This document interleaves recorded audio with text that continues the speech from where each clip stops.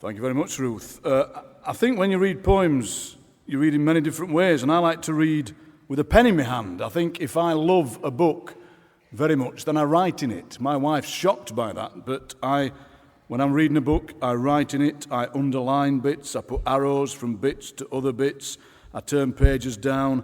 I think that's what I've done a lot with this book of Louise Gluck's. I love Louise's work, and in the same way that I love sunsets, and I love sunsets, but I can't understand sunsets, and I don't want them explaining to me. And I love tortoises, to be honest with you, and I don't want them explaining to me either. And I also love grapefruit, and I don't want anybody to explain grapefruits to me. And that's how I feel about Louise's work. She can make the most astonishing phrases that build a poem, and you understand them in a poetic way, which is a better way than actually understanding them. So one of her lines, I was like bright light passing through a dark room. I think, yeah, that's what a Louise Gluck poem is.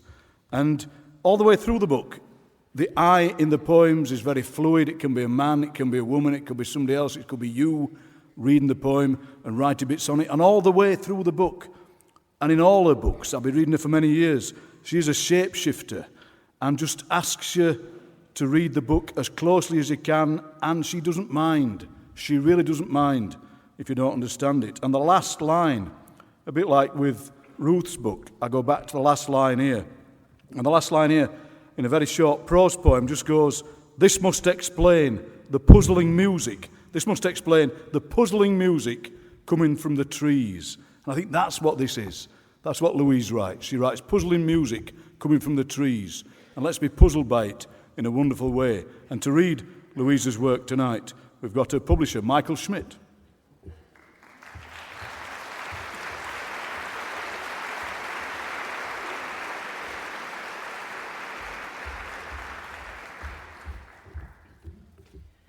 Louise sent me a list of 7 poems to choose from. The first 2 were the first 2 poems in the book, and those are the 2 I will read. For those of you with the book, we're looking at pages 3 and 5. I hope you'll all have the book by the end of the evening. Parable. First, divesting ourselves of worldly goods, as St. Francis teaches, in order that our souls not be distracted by gain and loss, and in order also that our bodies be free to move easily at the mountain passes, we had then to discuss whither or where we might travel, with the second question being, should we have a purpose, against which many of us argued fiercely that such purpose corresponded to worldly goods, meaning a limitation or constriction, whereas others said it was by this word that we were consecrated pilgrims rather than wanderers. In our minds, the word translated as a dream, a something sought, so that by concentrating we might see it glimmering among the stones and not pass blindly by. Each further issue we debated equally fully, the arguments going back and forth so that we grew, some said, less flexible and more resigned, like soldiers in a useless war. And snow fell upon us, and wind blew, which in time abated. Where the snow had been, many flowers appeared, and where the stars had shone, the sun rose over the tree line, so that we had shadows again. Many times this happened, also rain, also flooding sometimes, also avalanches in which some of us were lost. And periodically, we would seem to have achieved an agreement, our canteens hoisted upon our shoulders, but always that moment passed. So after many years, we were still at that first stage, still preparing to begin a journey, but we were changed nevertheless. We could see this in one another. We had changed, although we never moved. And one said, behold, how we have aged, traveling from day to night only, neither forward nor sideward. And this seemed, in a strange way, miraculous. And those who believed we should have a purpose believed this was the purpose.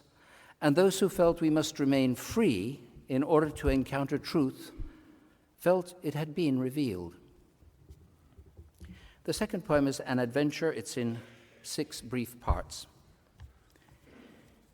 It came to me one night as I was falling asleep that I had finished with those amorous adventures to which I had long been a slave. Finished with love, my heart murmured, to which I responded that many profound discoveries await us, perhaps hoping at the same time I would not be asked to name them. For I could not name them, but the belief that they existed, surely this counted for something. The next night brought the same thought, this time concerning poetry, and in the nights that followed, various other passions and sensations were in the same way set aside forever. And each night my heart protested its future like a small child being deprived of a favorite toy. But these farewells, I said, are the way of things. And once more I alluded to the vast territory opening to us with each valediction. And with that phrase I became a glorious knight riding into the setting sun, and my heart became the steed underneath me. I was, you will understand, entering the kingdom of death, though why this landscape was so conventional I could not say. Here, too, the days were long, while the years were very short. The sun sank over the far mountains, the stars shone, the moon waxed and waned. Soon faces from the past appeared to me. My mother, my father, my infant sister, they had not, it seemed, finished what they had to say, though now I could hear them because my heart was still. At this point, I attained the precipice, but the trail did not, I saw, descend on the other side. Rather, having flattened out, it continued at this altitude as far as the eye could see, though gradually the mountain that supported it completely dissolved, so that I found myself riding steadily through the air. All around, the dead were cheering me on, the joy of finding them obliterated by the task of responding to them. As we had all been flesh together, now we were mist. As we had been before objects with shadows, now we were substance without form like evaporated chemicals. Nay, nay, said my heart, or perhaps nay, nay. It was hard to know. Here the vision ended. I was in my bed, the morning sun contentedly rising, the feather comforter mounded in white drifts over my lower body. You had been with me. There was a dent in the second pillowcase. We had escaped from death. Or was this the view from the precipice? Thank you.